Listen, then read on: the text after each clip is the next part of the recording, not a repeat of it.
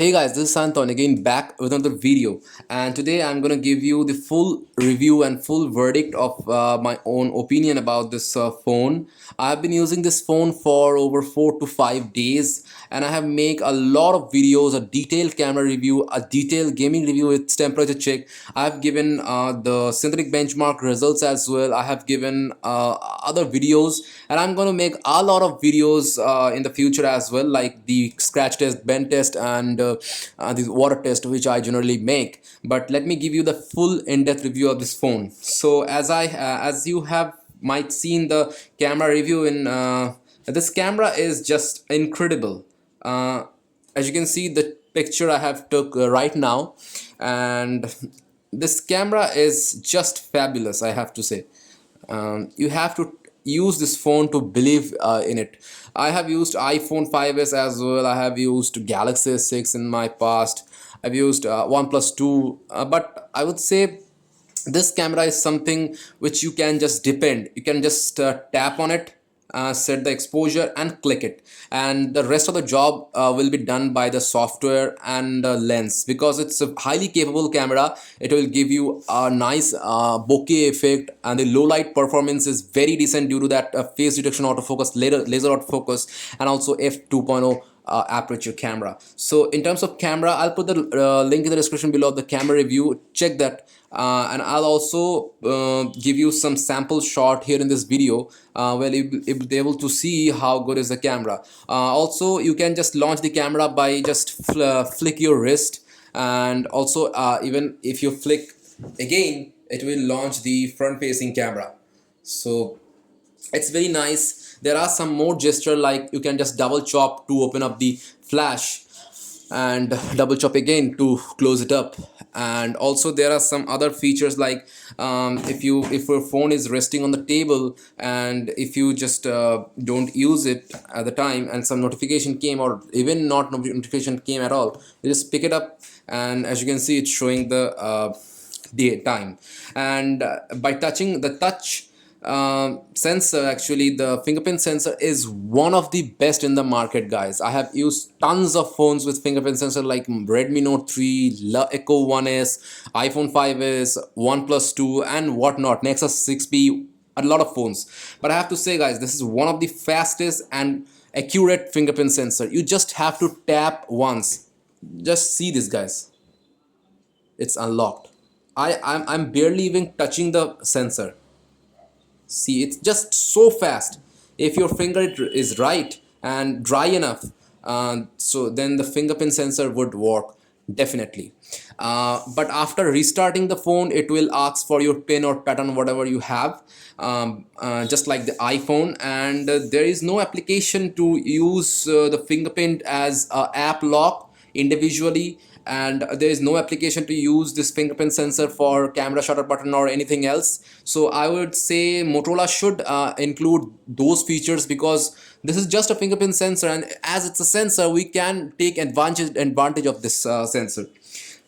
So let me give you the third thing, that is the storage. This one particularly has a 32 gigabyte of internal storage and 3 gigabyte of RAM, which is pretty good in my opinion. So I will recommend you to get the 3 gigabyte variant, that is this one.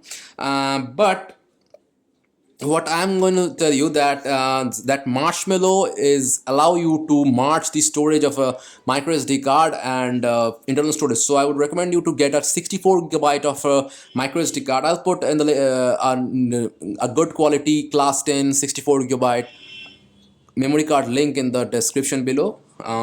Buy it from there, and it will help you to merge the storage along with the internal storage, and your phone will be a large storage hub, and you'll be able to play a lot of game. As I have showed in my gaming review, it can play most of the games like Asphalt 8, Modern Combat 5 and Unkilled, and even Nova 3, which I didn't show, but I have played Nova 3. It can play, but in Unkilled game, which is not optimized, I would say, so it lags a little bit. And in terms of speaker quality, the speaker is really loud, guys. It's not too loud, I would say, as you can see. So the speaker is adequately loud, but as the speaker position is on the front, So it is kind of immersive experience whenever you are watching a video, or whenever you are listening to music. Or the call quality is, I would say, not so spectacular. It's just okay. As you can see, this is my camera review which I post in my channel. I'm going to and maintain here a smooth transition over here. As you can see, this is the video quality, which is pretty nice. And here I have showed you how it can focus to focus and defocus very nicely and smoothly due to that laser autofocus system. So I would highly recommend you to watch those videos before watching this video, because I have explained everything like camera review and in gaming review. So let me come to the third point, that is call quality. Is I have talked about that it's not so nice, but it's okay. This phone is actually nano coated, so it will be a little bit of water resistance.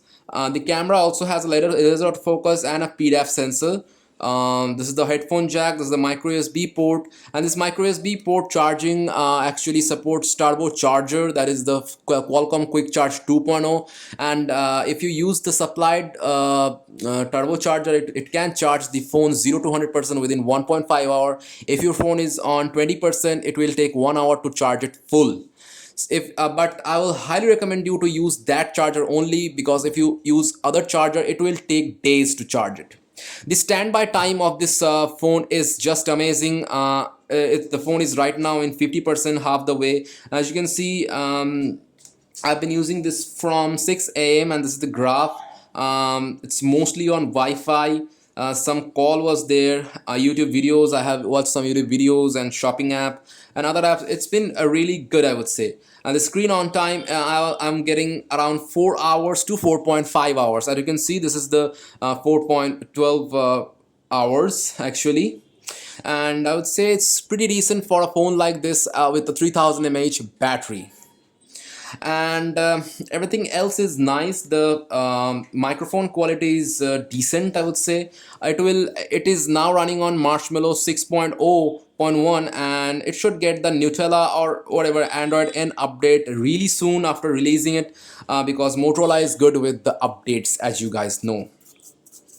And what else? This phone supports the USB OTG. This phone does have a LED notification right over here, but you cannot use that even with the LightFlow app also, because the whole screen is a live display, that is a Moto display, so that acts as a notification display. So Motorola is disabled the notification LED light from the phone.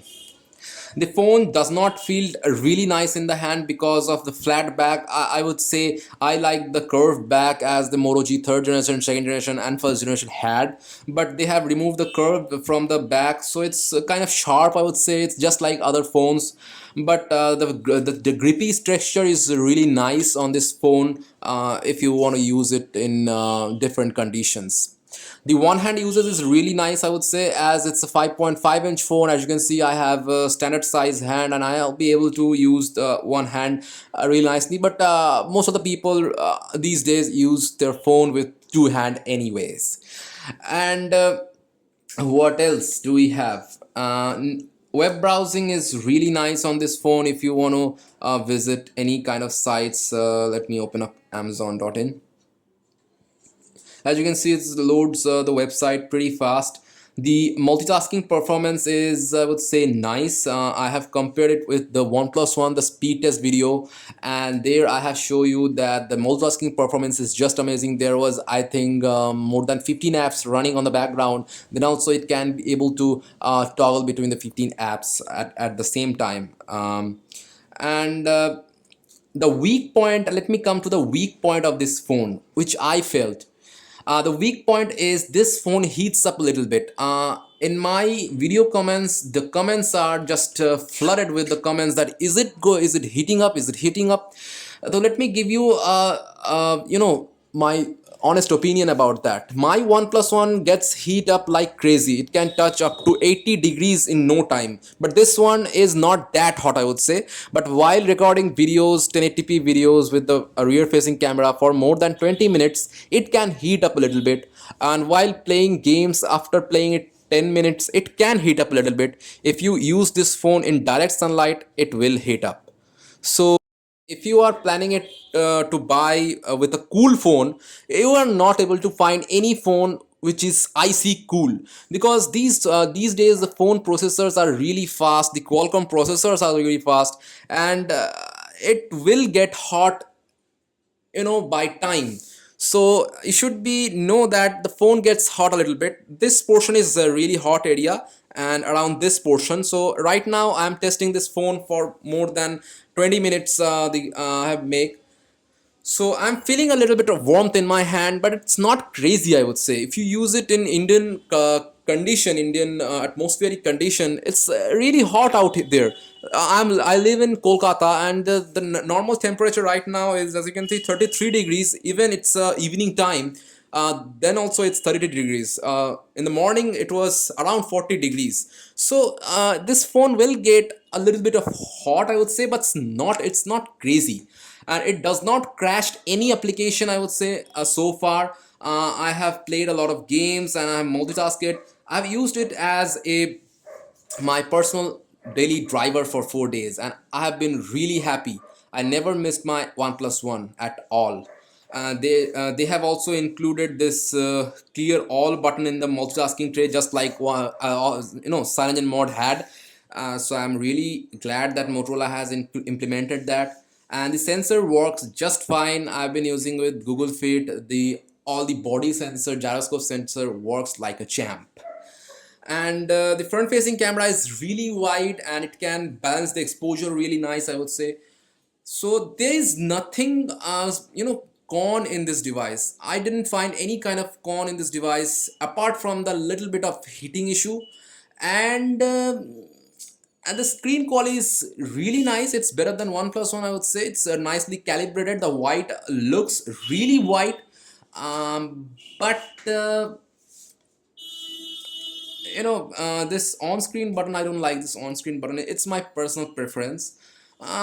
But if you ask me, is there any negative point where I shouldn't buy this, I would say no, guys. If you are getting this phone in 15,000 rupees, apart from the normal processor, 617 processor is just okay, I would say. I just made a video where I show you that Android benchmark score is around 45,287, which is by far not that fast. It's way below the Redmi Note 3, but I would say the stock Android experience, the front facing speaker, nice camera with excellent autofocus, and very very powerful flash with dual tone LED flash, and overall, the when you join everything up into a phone, it will become a really good daily driver. If you are a normal too heavy user, I would say it will be fine for you for everyday use, and you can use it for more than 1 to 2 years. So that's my honest opinion about this phone. So that's all in this video, guys. If you have any questions, queries, let me know in the comment sections. I'll put all the linked video with the Moto G4 Plus I have made throughout this week, like the benchmark review, the camera review, gaming review with the temperature check, the unboxing, and all those videos will be linked in the down below, and I'll put other buying links in the description below. Use my links to buy stuff from Amazon. It will help the channel out. And if you have any questions, queries regarding this full review, let me know in the comment sections, and I'll hope to see you in my next video. And subscribe to my channel. Don't forget to subscribe, because it's free to subscribe, and you will be updated with all my videos. And the bend test, scratch test, water test is coming very soon, guys, so stay tuned for that as well. That's all for today. Bye bye.